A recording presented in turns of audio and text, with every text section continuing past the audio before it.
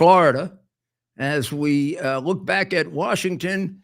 And I must say, at 3 o'clock, 3:30, 4 o'clock this afternoon, I was exceedingly surprised to see not just the cordial reception and conversation between Mamdani and the president, because unless you do it, the president is always cordial and respectful. But what appeared to be sincere warmth and enthusiasm for the first communist elected as mayor of New York City, who has announced plans that would destroy New York City, and has spent his lifetime as only an 8-year American trashing this country and what we believe in. Now, maybe he made a conversion.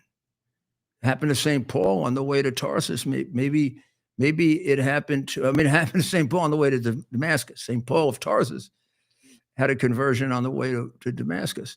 Well, maybe he did. Or maybe the president's got a grand scheme here. Maybe he hopes he really will change. And all I can tell you is I am confused. To me, that guy right there represents the end of America. If that's where we are, we're in very, very deep shape.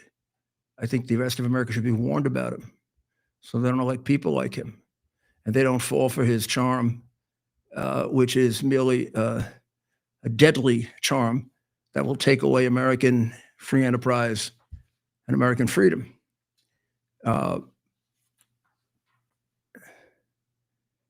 Ted, you're going to have to explain it to me. There are any number of strategies that we could posit for the president doing this. Get him off guard, see if he's going to fail, try to change his thinking, whatever. But I go back to how deeply committed he is to communism and socialism, right in his own very family. The fact that he's really not an American. Yeah, I know he took his oath 8 years ago. That's even a question of doubt as to whether or not he didn't lie about his involvement with a communist organization. But having said that, since he's been here, all he's done is taken positions hostile, not only to the United States, but to the basic values that Abraham Lincoln said make an American. I mean, his virulent hatred of the Jewish people is I think, just symbolic of his hatred of Western civilization. And after all, that's what the president is protecting, isn't he? When we say he's the head of the free world, he's the head of Western civilization. Now, the president is one shrewd operator, and maybe he's got one up on him, and we'll see. We're going to have to see, but that still doesn't mean that there isn't a certain shock. I think I would have been far better off with a more open discussion of how they intend to bridge the gaps in between them. Is he still going to attempt to make the buses free? He's got to convince Hochul of that, which will be hard. She's running for re-election. On the other hand, she's seen the power of his vote on the Democrat side. It's going to be a tough choice for her. None of it will have to do with the good of the people. None of it does with that. In his case, I think it's for the good of our becoming a communist, part of the communist regime. He's been trained for that. You've never had an American political candidate that more clearly is an out-and-out, avowed, aggressive communist. Just a week ago, he was attacking the president bitterly. And now he's smiling and making it look like he's his father. Yes, politicians are allowed to do that. When they do that too much, I don't trust them.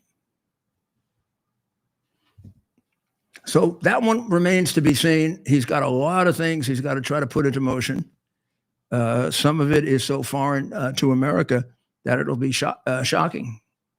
And with a very, very left-wing city council and a state legislature that caves to the left wing, and a governor who will make decisions based on her reelection, not the good of the city or state, he could get a good deal of his agenda through. Now, for example, the free buses could be interfered with by the Department of Transportation, because they get subsidies from the Department of Transportation, and the Department of Transportation could say we don't want to subsidize free buses. Now, what impact would that have? A major impact or not? I don't know for sure. The housing plan, of course, can do the same thing. If he's going to impose rent control, which the mayor is a very big proponent of, although he does it in a slightly different way. He doesn't call it rent control, but it is. You can't raise your rent, right? No one knows better than the president that is a disaster. I mean, left-wing economists, possibly even communist economists know that. So this is going to be a question of how does he react when Mamdani seeks to fulfill the promises that he made to his electorate. And this is a very demanding electorate. They already had a meeting yesterday, and they are pushing him to support a candidate against Jeffries, who is, they bring these people. Some of them seem to be coming out of terrorist training camp, Ted. Right. And they're not Americans. These people are not born in America. They come here. They were just became citizens. And then they say, and why do I say they're not Americans? Because I go by the Lincoln definition. There's certain basic things you have to agree to on the precepts of America to be an American, and they clearly make it clear that they want us to be something different. Look at the battle that they're having in Michigan over Sharia law. They want to impose their law as a matter of religious freedom over our law. Mm-hmm. Well,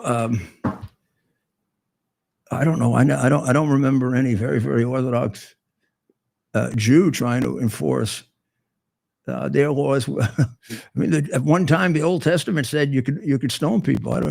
Can't remember Jewish people stoning anybody in a long time. Right. So Sharia law says you stone people. Right. They want to do that in Michigan. They want to stone people. How about you can have 4 wives? Right. Even Utah did away with that with the Mormons. Right. And then the things you can do to a woman under Sharia law. It's ghastly. Now they have succeeded in London, or not in London, in England, maybe even in London, where they have a turncoat mayor, Islamic mayor. Have you been following what's been going on in Dearborn, Michigan, Mayor? No, but we have people there on the ground. I have in Texas, but not as much in Dearborn. Tell me. So, of course, in Dearborn, and maybe we'll get some of these guys on. We know a number of them. So Dearborn is like the lightning rod. I mean, it's the way out front. Dearborn has been a Islamic community for 30 years or so, and at certain times was thought of as one where full assimilation could take place, and that stopped maybe about 20 years ago. And now it's become it has certain elements of Muslim extremism built into the population. I know that from my own time. So what's going on there now? So what we had and so what I want to do here, let's get this picture here. Let's get this video here. This is from Nick Shirley, who was recently honored by James O'Keefe for his work as a citizen journalist. Here are some, I believe, Muslim Americans in Dearborn, very upset with a group of self-described Christian, I guess they're Christians. They were coming to Dearborn. They were protesting the large Muslim population. And we'll play the clip of how some of these locals reacted. They're here, and what's happened is they attempted to burn the Quran, and people are freaking out. People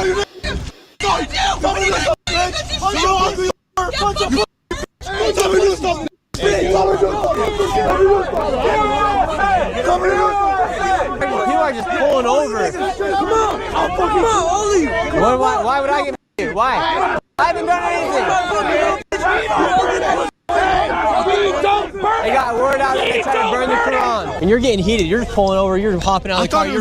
You're ready to brawl with anybody. I was gonna blast if I didn't see the cops. I swear to God. That's it.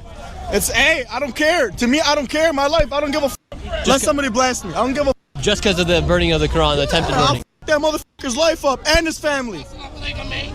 That's it. It's on camera. I will that motherfucker's life up. Let him come to me face on face. Face to face, I'll kill him. I'm my mother's soul. So that's it. You're killing him. I'll kill him. Murder. I mean, I got a little confused as to the players in that. The last player obviously was a Muslim. Yes. Who was angry because somebody burned a Quran. Yes. And he wanted to kill the person. Yes. So that's the penalty for burning the Quran, killing someone. That's what this individual seems to believe is. What's the penalty for burning the Bible? Right. I mean, in America, what's the penalty for burning the Bible in America? It's, I'm guessing, for the most part, protected. However, I'm sure there's some instances where you can't have an open flame. But that's unrelated. That's that's not content related. Yeah, I mean, I don't know of any law that makes it a crime to burn the Bible. We don't even make it a crime to burn our flag. We say it's unconstitutional. I guess if you had a law against burning the Bible, they would say you're establishing a religion, the Christian religion. I think that's how they get around prayer in school. You can't say a prayer in school because it's establishing a religion. Can you say a non-denominational prayer? No, you can't say a non-denominational prayer because it's establishing a religion. No, it's not. No, it's not. The naked, pure belief in God, I don't think is a religion. I mean, it can be a individual belief of yours. Mm-hmm. I believe the earth is round. I believe in God. I don't go to church. I'm not talking about me. I'm giving you a hypothetical. Mm-hmm. I believe in God. If I have a prayer that's a non-denominational prayer, I'm not establishing a religion by just acknowledging that there are a large number of people in this country that believe in God. I'm not establishing the Catholic religion. I'm not establishing the Methodist religion. I'm not establishing if I put out candles or a candelabra at the time of Hanukkah, I'm not allowed to do that because by putting out a candelabra and lighting it in the public square, I established a religion, even though across the street there's a manger scene. Hardly sounds like establishing. It sounds like a multitude of religions. But this is the crazy interpretation of our Constitution that was read into it by virtue of following Marx's edict to do everything you can to get rid of God and the belief in God. And look where he's left us. Look at the unbelievably screwed up society we have without guidance from our Creator. So the question in Texas now is whether the governor can declare CARE and the Muslim Brotherhood a terrorist organization. He got a lot of help today with the report that was put out detailing chapter and verse of how the Muslim Brotherhood is a terrorist organization. Now, if you need proof of that, there's something wrong with you. They are actually the forerunners of Hamas. Mm-hmm. And still support Hamas and are still in league with Hamas, which is why Egypt will not allow any Palestinian in, not just Hamas, but any Palestinian in, because the Palestinians voted for Hamas. Right. Yeah, and if you think there isn't terrorism in the West Bank and Christian and Jewish hatred in the West Bank of Palestine, you're dead wrong. There's as much there as there is in the South. Well, I shouldn't say as much, but there's still a very large percentage of it there as there is in Gaza. Right. So when you're asking the Jews to, negotiate on this, there's just no way they're going to negotiate on making permanent for the rest of their existence neighbors to the north and south, and then a whole group of others that could come in behind them that are religiously committed to the destruction of the Jewish people. One would have to be insane to do that, and they're not. And to say they have other options is just wrong. They were driven out of their other options by something that, to a very large extent, Mamdani either denies or minimizes, and Fuentes does the same thing, which is an amazing thing. Mhm. I can tell you, and I will in a podcast that I'm working on, tell you my own experience of my own research on it, and my cases that I conducted against 2 major Nazi prison camp guards, and the records that I saw, and the photographs that I saw, and the eyewitnesses that I spoke to, including high-ranking members of the American military. And these people go around saying it was exaggerated. They haven't done the research that I've done. They just say that either because they are committed communists, committed Islamic to the Islamic religion, which calls for the destruction of the Jews, or the elimination of other religions, including Christian, or they're just playing some kind of cruel game where they want to get ratings. Right. These are very, very important subjects, because if we turn our back on them and we become complacent about it, all of this could repeat itself if it isn't already repeating itself against the Christians in Africa. So I'm getting anxious about the fact that there isn't enough of a reaction to this that I thought would happen in the country of the free and the brave. There are a lot of people reacting, but there are a lot of people reacting the wrong way. And you're talking about the pushback in Texas. Yeah, the pushback in Texas is wonderful. Where's the pushback all over the country? They don't just want Texas. Mm-hmm. Oh yeah, right. They're not stopping there. But I mean, they are by doing Texas, they are trying to show something. They're trying to show that they can assert themselves in your backyard. Because from the day it started, or from the day that Muhammad went bad, which is about less than halfway through his conquest, it's not been about no one sits down and tries to convert you to the Muslim religion. They threaten you with death. An entire country, like Iran, was converted by wiping out all the people who practiced the opposite religion, the Zoroastrian religion, which was a pagan religion with a lot of scientific aspects to it, in place of a religion that was invented by an epileptic madman and killer. If you can't read even a brief history of his life and not see that, somebody is brainwashing you. And boy, a lot of people have been brainwashed, haven't they? Wow. And a lot of people have been frightened into saying what I'm saying. They've been frightened into pulling out the Quran and reading it to you. But we're not frightened. Right, Ted? Right. Screw 'em. Not at all. Stick your fatwa up your fatwa. That's a good line. We should put that on a shirt. It's been there a long time. I mean, I've got maybe 2 or 3. I don't even know where they are. I can't find them. Maybe they expire after. Maybe they have a statute of limitations. And it's up now. We got to check Sharia law. I was thinking, somebody proposed this to me the other day. They said, you've been disbarred by the Biden people, which, by the way, is a real atrocity that they did that. But in any event, you've been disbarred by the. How hard would it be for you to learn Sharia law and practice it? They're very practical people. They know what a good lawyer you are. And if you convinced them that you would turn sides, they'd probably take you as a lawyer. I don't know if they have that many good lawyers with Sharia law. I mean, how I don't know.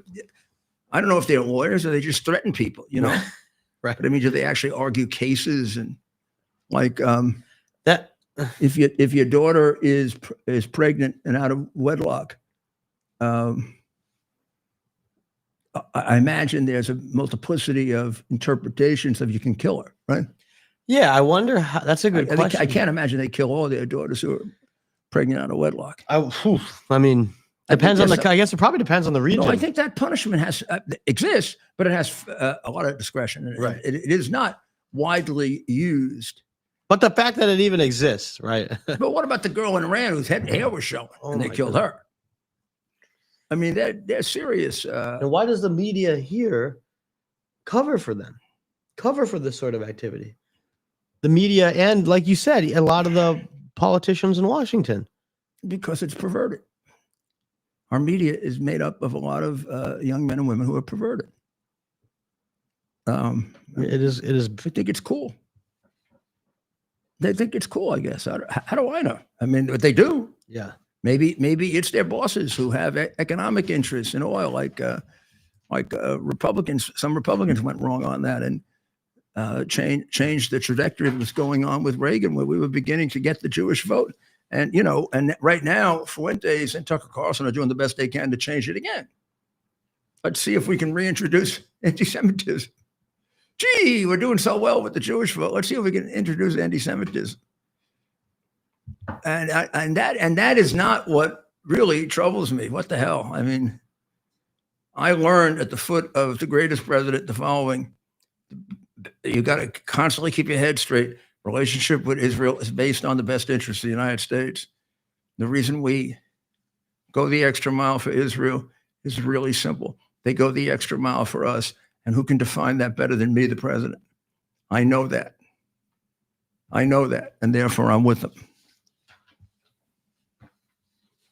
And that's been proven true then when I got a chance to get involved deeply myself in security.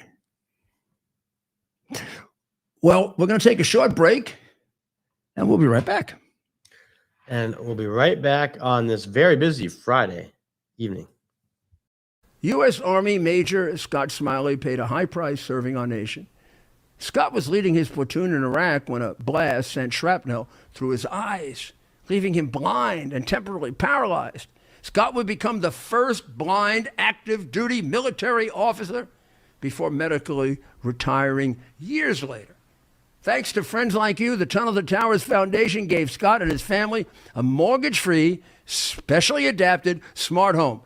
Show your support for America's heroes now. Donate $11 a month to Tunnel to Towers at T2T.org.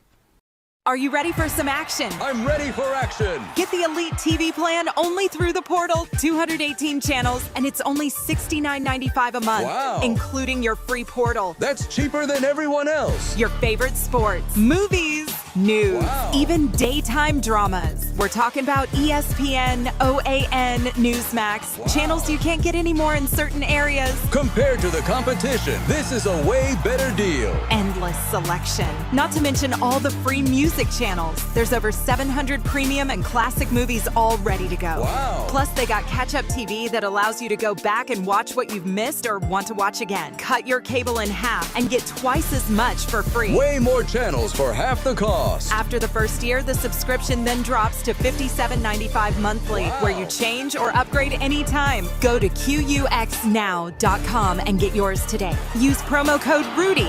Act fast. These deals are selling out. Here we are, pretty much at the beginning of the process here at this pristine, I call it a laboratory. It's not like a factory, it's like a hospital. This is the beginning of the process for roasting. Deep green, very good quality. Most people don't use this quality. We deal with small farmers because we like to know who we're dealing with.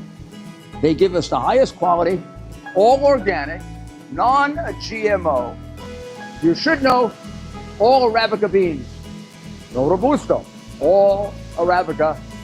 They're going to go into the roaster and it'll get roasted for about 20 minutes or so.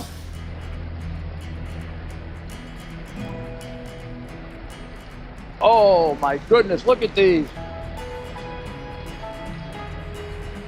My goodness.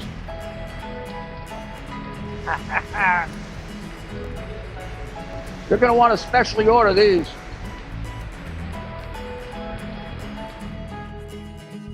This is what goes into Rudy's coffee. Oh, well. What do you look? Welcome back to America's Mayor Live. The litigation over the Comey jury. You remember whether Lindsay Halligan had properly presented the case to the jury. Has been held by the Eastern District of Virginia as well. It hasn't been held proper yet, but the Justice Department backed Lindsay Halligan, pointing out that the entire testimony had been heard by the grand jury, that the magistrate of the grand jury approved the technical change, which a magistrate can do because it wasn't a substantive change, and finally, that the vote was what we call a true bill. So we'll have to see what U.S. Magistrate Judge Lindsay Vala says, and just exactly if there's a bias to her opinion or she's going to give an actual lawyer's opinion. There's been a lot of discussion about Venezuela, and that is proceeding ahead. And an analysis has been done about the cartel of the Suns, which is tied directly to the political leadership of Venezuela. It's also the largest cartel in Venezuela, and it's the one that has, if not the most, has the biggest share of the cocaine market in the United States. It deals also in fentanyl, but fentanyl, it leaves more to the Mexicans and the Chinese. And the reality is that the hits that have been made on the boats have done great damage. So far, it's 22 boats that have been hit, and the ships sit outside of Caracas doing maneuvers and getting Maduro very, very nervous and calling around looking for places of people who would take him. And I don't know, the usual place they go is Putin, but geez, I don't think he has much room or money. Right. I guess Maduro can pull the money out of all the money he's gotten from killing Americans with drugs. Right. Meanwhile, the Democrats in Congress want to stop the president so Maduro can stay there and continue to kill Americans. What is the purpose of trying to stop the president from taking Maduro out? What? I mean, you really think this guy is good for America? I mean, not just good for America, but you really think this guy isn't one of the reasons why Americans die in larger numbers than they should? And I know you're going to tell me it's about our demand. No, it's not. It's about both. The supply of anything is not exclusively determined by demand, nor is it exclusively determined by supply. And if you are an apologist for drugs because you like to smoke weed, people for generations have been saying, you can't stop this at the border. This is a question of demand. Well, I mean, there are a lot of things we could do about demand that Democrats don't do, like put them in jail or having required rehabilitation, which they won't do. So let's put that aside. But what our experiment with their absolutely idiotic idea of making cannabis legal has been that, sure, as the demand became legal, which was believed to bring the demand down, the demand went up. And to meet that demand, the supply went up. And to meet that demand, the supply became even more toxic and more damaging and more destructive to your brain. And the illegal operators, who were supposed to be put out of business by the legal operators, just became richer and tripled their customers. New York is very, very proud of all the legal shops they have. There are 5 times more illegal. They charge more and you get better stuff. So maybe you become an addict through the legal, and then you can't get from the legal all that you want. So you start doing business with organized crime or the cartels. Happens all the time. Legalize a drug or a commodity of some kind that's been illegal. You're not going to cut it out. You're going to increase it dramatically. And when you increase it dramatically, the people who are dealing with it illegally set up a black market that's geared to outperforming the more rigid and regulated legal process. This is axiomatic. Every liberal who've argued the opposite against me should now come, bow down at their feet, and say, Mayor Giuliani, you were correct. And the only reason I'm doing this is because a lot of people got killed based on my recommendation. We've also found how damaging to the brain marijuana is, the drug that was being given by parents to their children because they smoked it. What asshole parents, huh? The kids are going to turn out to be as screwed up as they are with psychiatric bills even greater. Because we found that unlike alcohol, which was always their comparison, right? Alcohol was their comparison. Alcohol is not good for you. Not as bad as even just a little bit of marijuana. Alcohol doesn't have the same impact on the brain, doesn't have the same impact on the parts of the brain that have to do with cognitive function and behavior control. What does that lead to? It leads to being Biden or a murderer. Is it a drug of an entry drug? Yes and no. And the yes is so big that it's dangerous. What do I mean by that? What I mean by that is there are people, many that took marijuana when they were young who don't use it. There are many people who took marijuana and have died of drug overdoses later by taking other things or even marijuana. So if you want to tell me that it's an entry drug for 1/3, but not for 2/3, isn't that too many? When we're talking in the millions and millions and millions and millions and millions and millions. I mean, is this like really a necessary product that people have to have? Right. Painkiller? There aren't other painkillers? No shortage on painkillers. Are they more addictive? I don't know if they are. What I do know is from the studies that I've seen, I can't locate one that's as damaging to the brain.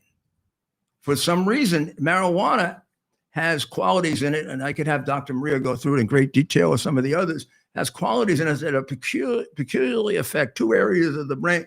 Not even cocaine and heroin is, at least with regard to that kind of damage, is damaging. Cocaine and heroin do more damage, a lot of it to your physical organs. The marijuana, right to here. And alcohol can do some damage to the brain, but much, much less. And it also does damage to your physical, or like your stomach. I mean, really serious social alcoholics very often develop tremendous problems with their stomach. I forgot the one that's the most common. It's not stomach cancer. It's colon? What? Colon? No, not colon cancer either. It's a condition of the stomach that comes about largely from not just from drinking too much, but from drinking too much. Oh, wow. But comparison straight up and up, its effect on the brain is nothing as compared to marijuana. And remember, a lot of these studies were done 3-4 years ago. And marijuana was compared to 20 years ago, it's about 10 times more powerful. As compared to about 4 or 5 years ago, it's probably 3 or 4 times more powerful. So will you stop the crap of legalizing, and will you stop just the false reporting that it's, I don't know, somehow it's like it's good for you? Well, what are you kidding? Right. Good for you?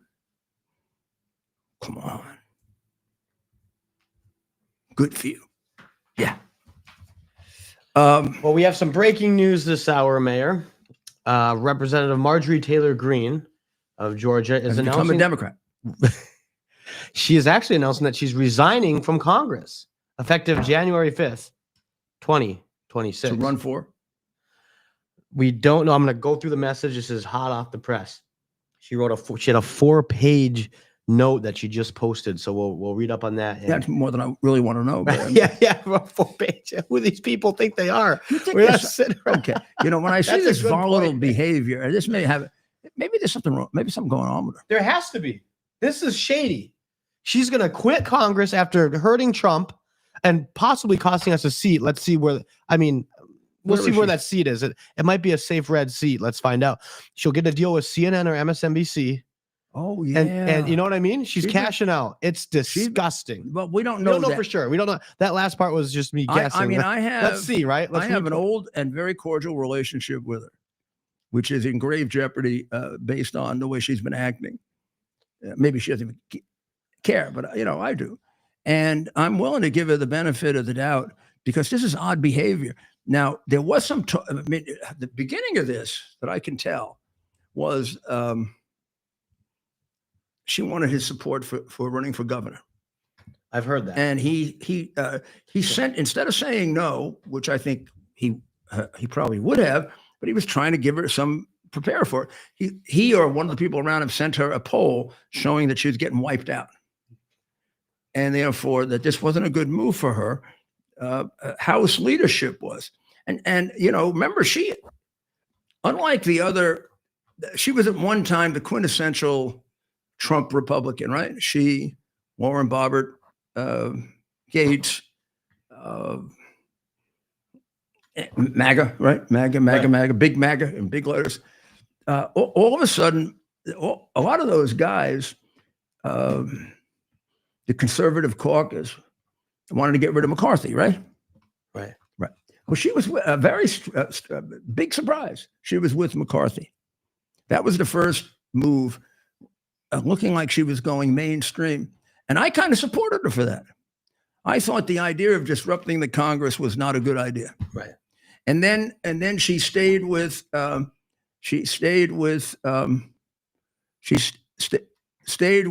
would you call the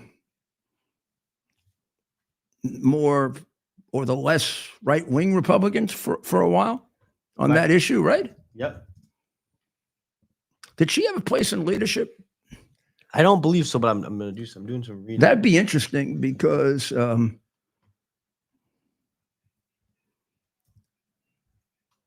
she would. I mean, she had worked really, really hard to do that turnaround and get Johnson elected. Right. And I think she remained pretty much loyal to Johnson, right? I believe so. Yes. Not outside of this, some of the Epstein stuff.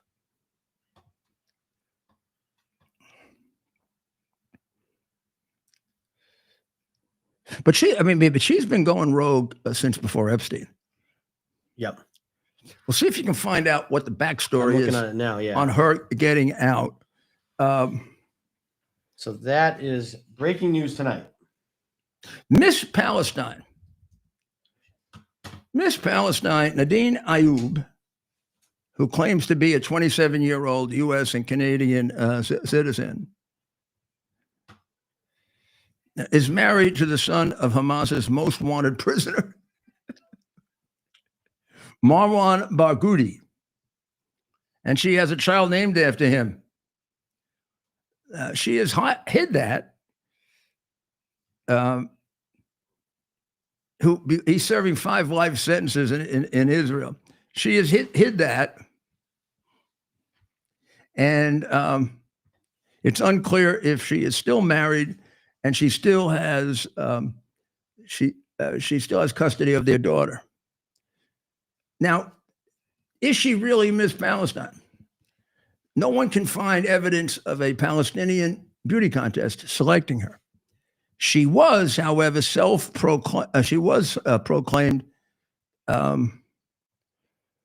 by the Dubai-based Miss Palestine organization. Yeah. So that's pretty good. Yeah. You know who is in charge of it? She is. So she took her own organization. Go figure, right? She took her own organization and she named herself Miss Palestine. And she is the wife of the son of one of the biggest 5-time life sentence Palestinian Hamas, Palestinian Liberation Organization, Fatah, who knows, murderers. The ones that Mamdani likes. Now, the Democrat Socialist Association had a meeting last night on the eve of Mamdani's love fest with President Trump. I wonder how they feel about that. Right. And they are now putting on a big push for Zohran, who is at the height, I would imagine, of his political strength, right? Right. Just won an election. Right. Going into, if you're not, that's not true. Sometimes you gain it later. But very often this is the honeymoon thing. And he's a Democrat. They don't take honeymoons away from Democrats. It's hard not to take it away from him because he's a terrorist lover. Right. Right.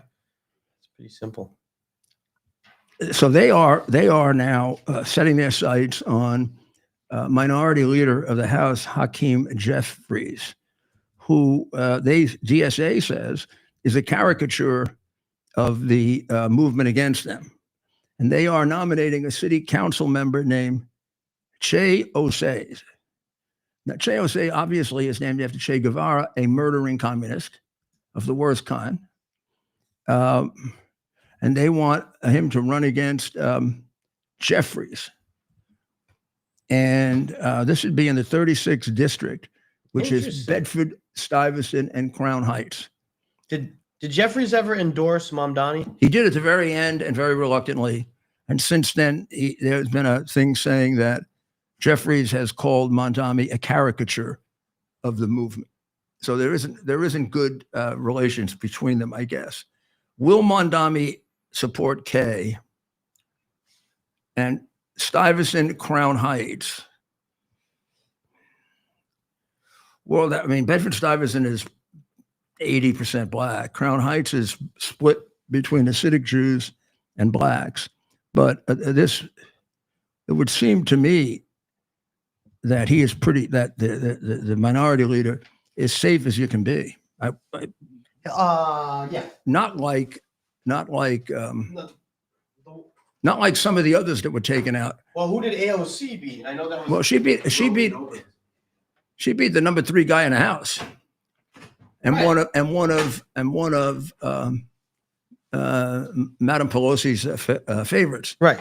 But that was more of a split district, and he was pretty damn lazy. Right. Who knows?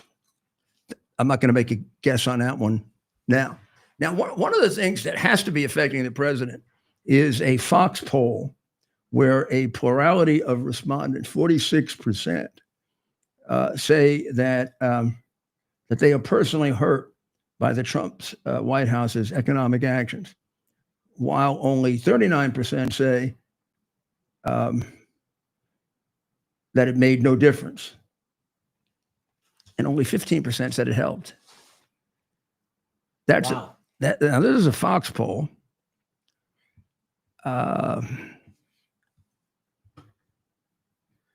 Similar to a poll in 2024 where 47% said the Biden administration negatively affected them financially, while only 17% said that it helped them. So he has 15% that said they helped him. It's pretty accurate on Biden. Right. So it could be, although the president, I'm sure, will brush it off and say he doesn't read the polls. Oh, come on. Well, and do they affect him? Yeah, of course they do. As they should a little bit. I mean, you're the president of the United States, right? You got to be watching. This poll is not inconsistent with a bunch of others that people are upset with his handling of the economy, and he is frustrated because he's doing everything he can. Right. And but he's finding out something that American presidents should know going in. The economy is a crapshoot. You can do all the right things and it doesn't work or doesn't work right now. You got to do a long-term view of it like you do of your investments in the stock market. You've got to do this fundamentally intelligent things for what is essentially a capitalist system and hope they're going to work. And they will work. But they're very stubborn. They'll work when they work, not when you want them to work. And here's the only question I would put into my analysis, because my analysis is correct. It's pretty much universally correct since Adam Smith. However, it's a different economy than the economy I was used to. It's a little bit less a capitalist economy and a little bit more a top-down economy all over the world. So do the same things work? I would say yes, fundamentally. And I think the reason why his tax cut this time didn't have the same impact as his tax cut last time is that his tax cut this time, which he says is the biggest ever given, is actually a continuation of what we had gotten used to. So back when he did it the first time and he dropped taxes a third or whatever, right? And despite the liars, he did it for the middle class and the poor. which created more work and more jobs for them than ever before, including Black and Hispanic people. That isn't happening now because that's baked in. It would have been a disaster if the Democrats had revoked it. We'd be in a depression probably. But the mere fact that we continued it, and yes, we did add to it, and that's going to have some impact. But the additions we made now are nothing like the revolution that he did back in 18 or 17. So the point of that is he can't expect that his tax cuts are going to have that shock effect on the economy that they did last time that took us to soaring heights. And therefore, he's got to do other things. They're going to fundamentally help. And the economy is fundamentally good. Even the increases in prices under him are not what would normally have been considered inflationary. No, they'd be considered minus 3%. 2% is the ideal. Anything below that is no inflation at all. Anything above it is inflation. 3%, which is only 1%, is mild inflation, which is what we have right now. But we have high prices. So you say, well, Giuliani, you're a jackass. How can we have mild inflation? Because we had catastrophic inflation. Some of that came down, but not all of it. So that you take over inflation at a certain period. So Biden took it over like this, right? And he took it to here. Trump took it over from here. Goes up here. All you do is feel this. You don't feel that only this tiny part is Trump and this big part is Biden. And trying to explain that to people sounds like you're whining. And he has tried that a little bit. He hasn't sounded like he's whining yet, but I would suggest calm it down and just get those prices down. Now, can a president affect all of them across the board? No. Can he affect a couple that could wake people up? Sure, he just did it. Bananas, coffee. Thank you. Coffee. Rudy Coffee, go buy it. Yes, got to get it. Get it now so you have it for the holidays in case it goes up again. Yep. It's really good. It's really good. Even if you're a liberal Democrat and you watch me to see how I screw up, get it and try it and see if there is one thing we can agree on. I've actually gotten liberal Democrats to agree on it. Right. But already. And they're alive. Yes. I'm only kidding. So what do you think of this thing that the people put out in which they say that the craziest congressional ad I've ever seen in which a group of congressmen go on and tell people in the military not to follow orders. They tell them, don't follow illegal orders without any definition of what's legal or illegal. That's why. I mean, on what basis am I not going to follow an illegal order? Let's say I'm a soldier. I'm 20 years old. I graduated from high school. I get the basic little course on military law. I'm going to base it on my opinion where the Supreme Court is split 5-4. Okay. I mean, I can't. Oh, is it now? It's 6-3 right now, isn't it? What? It's no, 6. but I'm using a hypothetical. Oh, okay. So here I am. I'm told, okay, Marine Battalion, we're going to take this hill, says the lieutenant or captain. You heard from your friend that there are children on the top of the hill. And you heard that taking unnecessary. Yeah, it looks like the beginning of 60 Minutes, doesn't it? Yeah. We can watch it. When you're done speaking, we'll watch it. They're all. My name is Lydia Upadoop, and this is 60 Minutes. My name is John Humperdincker, and this is the biggest lying show in the history of television. But we get away with it because we're left wing. So all these people here who were in the military are telling them all the message is don't obey illegal orders. They don't give these poor people they're telling this to any guidance on how the hell they determine it's an illegal order to protect themselves against court-martial. So here's an example. I don't know if it's a good one, but I once listened to a great seminar about military ethics that had this, and I'm going to vary it a little. Then I'll tell you the real one. Suppose I'm I'm a Navy. I'm a Navy. We covered it.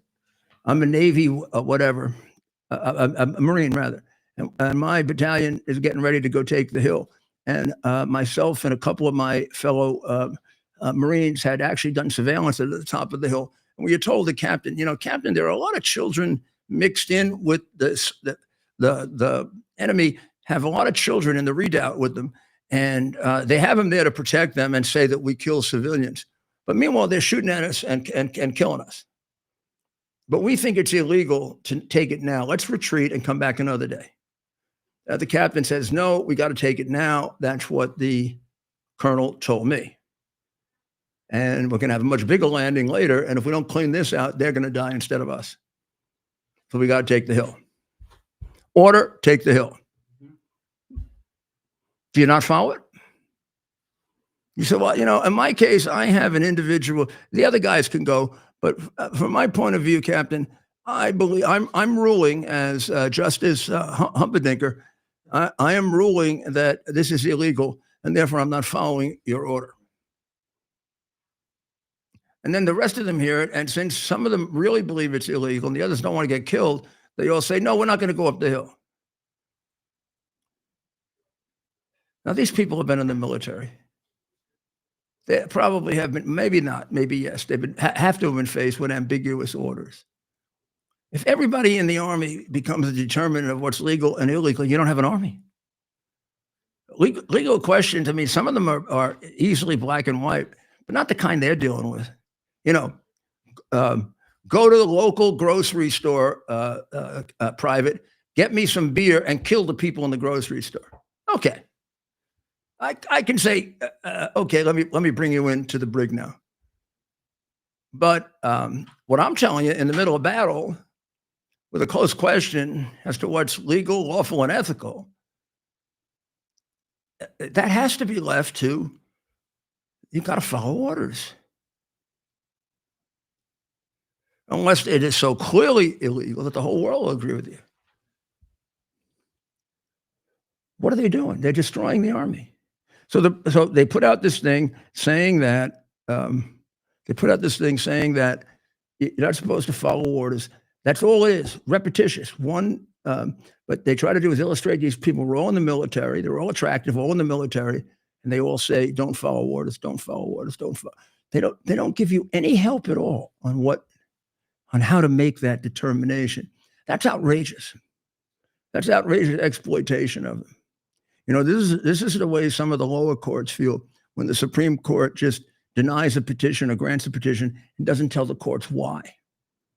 There could be 10 reasons why. Now, when they get faced with a question, they don't have any guidance. What they're saying is the Supreme Court to move things quickly. And this is both liberal and conservatives are not giving them enough guidance. It's largely because Roberts is afraid to take a stand. And people on the court, I think even justices are annoyed about that. But that's a different thing. It's not life and death. So the president's people put out a thing condemning this, right? Well, the president did. The president said this is awful. Yes. But then somebody else added that the penalty should be death. Yes. Yeah. So he didn't put down the penalty as well, he mentioned but it went out on his thing. Yeah, but treasonous, right? Borderline treasonous. But should we watch it? Yeah. Watch them? Yeah. We should watch it, right? Yeah, but I want to finish soon. But yeah, go ahead. Wait a minute. So this is. I'm more interested in what the president said. But we'll play a few. Don't play all of them. I tell you what. Play 2 or 3 of them, and you'll get the flip. Play it.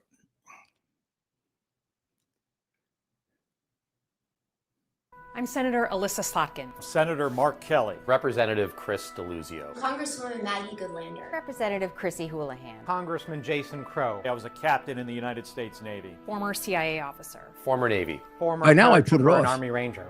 No. I mean, I put it off as a listen. We want to speak directly to members of the military. You get so long to get to the point. Who take risks each day to keep Americans safe. We know you are under enormous stress and pressure right now. Americans trust their military. But that trust is at risk. This administration is pitting our uniformed military and intelligence community professionals against American citizens. Like us. You all swore an oath. To protect and defend this Constitution. And right now, the threats to our Constitution aren't just coming from abroad, but from right here at home. Our laws are clear. You can refuse illegal orders.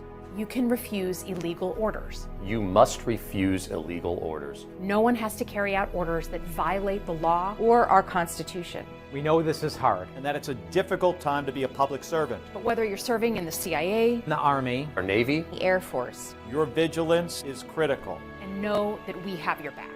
because now, more than ever, The American people need you. We need you to stand up for our laws. our Constitution, And who we are as Americans. Don't give up.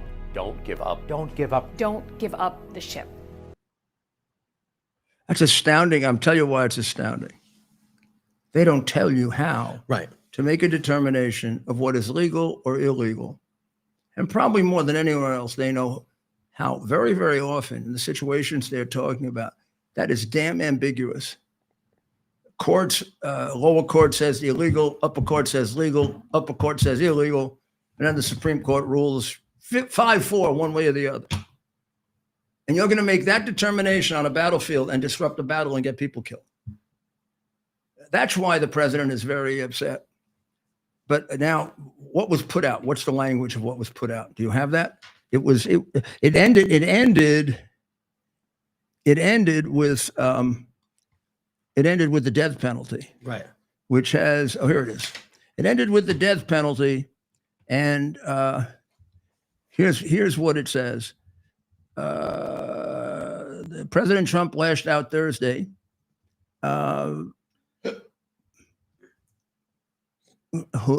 at 6 Democratic lawmakers who released a video on social media urging service members to disobey illegal orders. Again, with nothing further, helping them figure out what's illegal orders by the administration. It says it's called seditious behavior at the highest level. Trump thundered on Truth Social Thursday. Each one of these traitors of our country should be arrested and put on trial. Their words cannot be allowed to stand. We won't have a country anymore. An example must be set. The president then reposted messages of support from users of his social media platform, including one who wrote in all caps, seditious behavior for punishable by death. That's the opinion of one person. Put out on his post, yes, okay, but one person. Right. By the way, in a strained argument, yes, That's probably right. it would depend on what order you. Suppose you did it because you really were a coward, and then you ran away. It's an illegal order. I'm not going up the hill, Captain. What's illegal? I'm not going up the hill, Captain. Right. Meanwhile, we're having a big argument with this guy, and people are killing my men. Awful. I don't know what the answer to that is. I mean, in the Civil War, the answer would be the captain could kill him. Oh, wow. Captain could kill people who would. I mean, the way they would stop people from running away, if they ran away, they shoot them in the back. And isn't it just also dangerous in that it's going to give people perceived permission, right? Yes, like you said, to not do something for a different reason, and then they'll just fall back on this. Look, I got senators and Congress people telling me that I was supposed to do this. Yeah, and sometimes in battle or in an emergency, and I sure know about emergencies. Yeah. You can actually, if you do it all together and you do it consistently, and it's slightly the wrong thing, you're going to save a lot more people than if you fight, and are totally disorganized. Yep. And everybody does. And that sounds weird, but human conduct is not perfect. And in the military, we have to have quick, decisive action, or people get destroyed. That was a disgraceful thing. I just wish that person didn't ratchet it up by saying something that's defensible. But my God, let's use some common sense in terms of turning off people that don't pay as much attention to this as we do. We have to understand, and this is what I think went wrong in the Epstein thing also. We've got to understand that a lot of people just pay some attention to it. We've got to bring those people in if we want to continue to govern. We can't frighten them away. Even if what we're saying has some kind of justifiable argument that would take a lawyer 1 hour to make, maybe we avoid that, huh? for the purposes of winning friends and influencing people, which is what politics is all about ultimately, with the truth. Well, with that, we're going to sign off tonight. We're preparing a great podcast over the weekend. It'll come out. It will be an analysis of what was said in the Tucker Carlson interview, mostly by the subject, but trying to come to a fair conclusion on just exactly what is he to the MAGA movement, to the Republican movement? How dangerous is he? Was it right for Tucker to put him on, or wrong? If it was wrong, why did he do it? If it was right, did he handle it properly? Those questions. We'll try to give you as unbiased an opinion as possible now that things have calmed down just a little bit, with a great deal of evidence, trying to show you how we came to the conclusion that we came to. And it'll probably come out on Saturday, right? Worst case scenario to be out on Sunday on X. And to get it, hit subscribe. Take it for a month. It'll cost you less than two cups of inferior coffee at a diner. And don't have the inferior coffee. Come home, get yourself a blender, a brewer. Take the beans, put them in. It takes a little while. And now you have a great cup of coffee every morning. Fabulous. This is Rudy Giuliani. I'm asking you all to pray for the people in Ukraine who are being offered a very, very tough deal, it looks like. The people in Israel who have a ceasefire while war is going on. And for the people of Iran who are still suffering under the regime of maniacal, theocratic dictatorship. And let's pray for the people of our country and for our great president so that he makes the right decisions. God bless America. It's our purpose to bring to bear the principle of common sense and rational discussion to the issues of our day. America was created at a time of great turmoil, tremendous disagreements, anger, hatred. There was a book written in 1776 that guided much of the discipline of thinking that brought to us the discovery of our freedoms, of our God-given freedoms. It was Thomas Paine's Common Sense, written in 1776, one of the first American bestsellers, in which Thomas Paine explained, by rational principles, the reason why these small colonies felt the necessity to separate from the Kingdom of Great Britain and the King of England. He explained their inherent desire for liberty, for freedom, freedom of religion, freedom of speech, the ability to select the people who govern them. And he explained it in ways that were understandable to all the people, not just the elite. Because the desire for freedom is universal. The desire for freedom adheres in the human mind, and it is part of the human soul. This is exactly the time we should consult our history. Look at what we've done in the past and see if we can't use it to help us now. We understand that our founders created the greatest country in the history of the world, the greatest democracy, the freest country, a country that has taken more people out of poverty than any country ever. All of us are so fortunate to be Americans. But a great deal of the reason for America's constant ability to self-improve